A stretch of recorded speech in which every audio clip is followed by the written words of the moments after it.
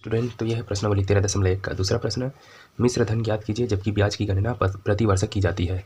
तो ये दूसरा का पहला प्रश्न है। 7,500 रुपये पर 2 वर्ष के लिए 6% वार्षिक ब्याज की दर से, बस इतना लिखा है, मतलब हमें मिश्र धन ज्ञात करने बोल रहा है। ठीक है, तो चलिए इसको हल करते हैं। बहुत ही सरल है। सबसे पहले इसमें जो दिया गया है उसको लिख लेते हैं। क्या दिया है यहाँ पर देखिए, यहाँ मूलधन। ठीक है, मूलधन कितना दिया है, ये है। मूलधन को पी से दर्शाया जाता है, पी मतलब प्रिंसिपल होता है। ठीक है, तो ये है 7,500 रुपये। ठीक है, मूलधन बोलते हैं, इसी पर इसको जो है 2 साल के लिए ब्याज मिलेगा। ठीक है, अब क्या दिया है देखते हैं आगे। यहाँ पर जो है समय भी दिया है और दर भी दिया है। तो ये जो 2% है इसको दर बोलते हैं, 2 नहीं 6%।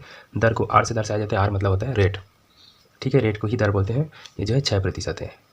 अब समय भी दिया है यहाँ पर, समय को टी से दर्शाते हैं, 2 वर्ष दिया है।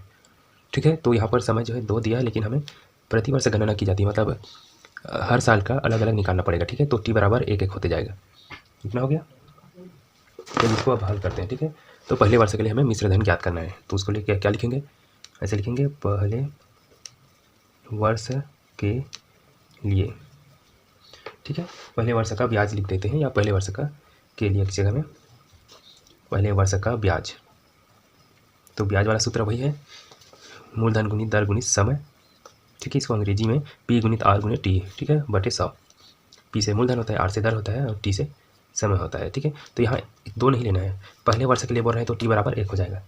ठीक है, तो इसमें मान रखेंगे तो क्या हो जाएगा, पी का मान जो है 7,500 रुपये गुना आर का मान 6 है, और टी का मान पहले वर्ष के लिए ले रहे हैं तो 1 साल के लिए, तो 1। ठीक है, बटे 100 से भाग कर देते हैं इसको। तो देखिए बाकी सब गुना में है, तो ये और ये नीचे वाला 100 भाग में है, तो इससे 2 जीरो से 2 जीरो कट जाएगा, बचेगा क्या, सिर्फ 75, और यहाँ गुना 6 है। ठीक है, तो देखिए क्या हो जाएगा, 6 का गुना 5 से करेंगे तो 6 पंचे 30 का शून्य हासिल 3। 6 का गुना 7 से करेंगे तो 6 6 का 36, 6 7 42, 42 में 3 जोड़ेंगे तो 45। तो पहले वर्ष का ब्याज कितना रुपया मिल गया हमें, 450 रुपये मिला है। ठीक है, अब इस पहले वर्ष का ब्याज जो है अगले वर्ष के लिए ये फिर से जो है जुड़कर मूलधन में चला जाएगा। ठीक है, तो यहाँ पर जो है अब ये पहला वर्ष का ब्याज इतना मिल गया, तो इसको क्या करेंगे, मिश्र धन बनाएंगे। ठीक है, तो पहले वर्ष के अंत में, मतलब ये जो साल खत्म होगा जिसमें इसको ब्याज मिला है, ठीक है, उसके अंत में इसका मिश्र धन कितना होगा, अंत में मिश्र धन। मिश्र धन किसे बोलते हैं, इसको जानना जरूरी है। मिश्र धन जो है उसका जो कितना रुपया पैसा लगाया है और कितना उसको ब्याज मिला है, इन दोनों को जोड़ दोगे तो मिश्र धन होगा। जैसे कि कोई आदमी ने 7,500 रुपये लगाया पैसा, तो उसको 1 साल के अंत में 450 रुपये मिला है।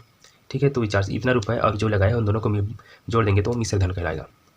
तो मिश्र धन क्या हो जाएगा, इसमें मूलधन और ब्याज को जोड़ना होता है। ठीक है, यदि चाहो तो लिख सकते हैं इसे मूलधन प्लस ब्याज। ठीक है, तो मूलधन कितना रुपया मिला है इसका, 7,500 रुपये। ठीक, इसमें ब्याज इसने कमाया है 450 रुपये। तो क्या हो जाएगा देखिए, ये हो जाएगा 0 का 0, 5 और शून्य को जोड़ेंगे तो 5, 4 और 5 को जोड़ेंगे तो 9, और 7 का 7। ठीक है, तो 750 रुपये हुआ इसका मिश्र धन। ठीक है, अब ये जो है 2 साल के ब्याज में दिया है, 2 साल के लिए। ठीक है, तो पहले साल का निकाल लिए।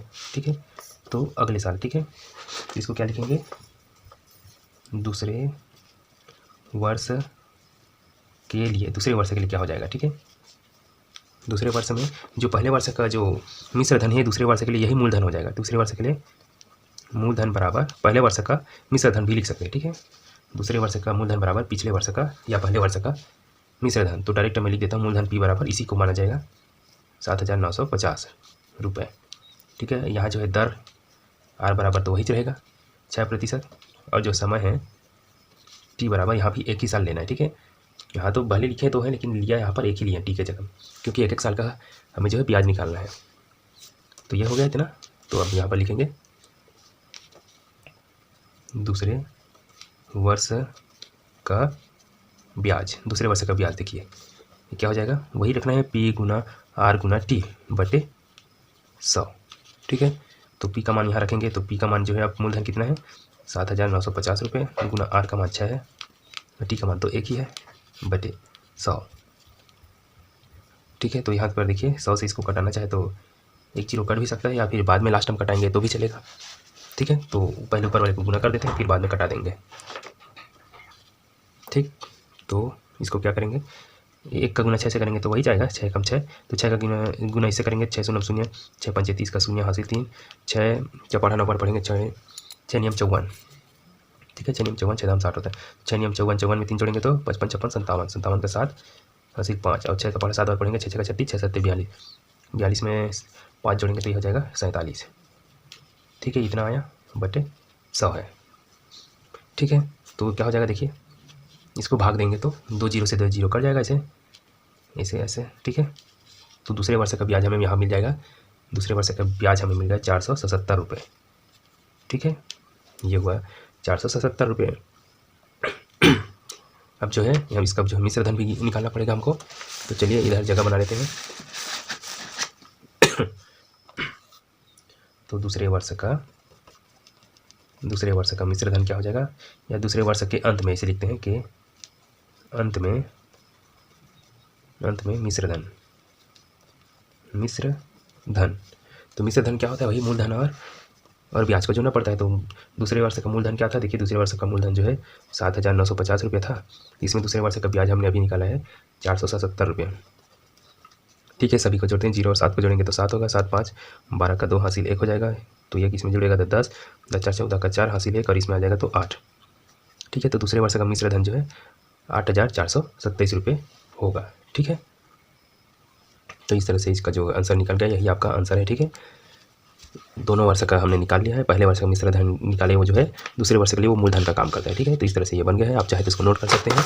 अगर वीडियो समझ में नहीं आया होगा तो प्लीज़ कमेंट करके जरूर बताना, मैं इसे और अच्छी तरीक़े से समझाने की कोशिश करूँगा। ठीक है, चलिए एक बार वीडियो को पूरा दिखा देता हूँ प्रश्न को। ठीक है, इस तरह से इसको बनाया गया है।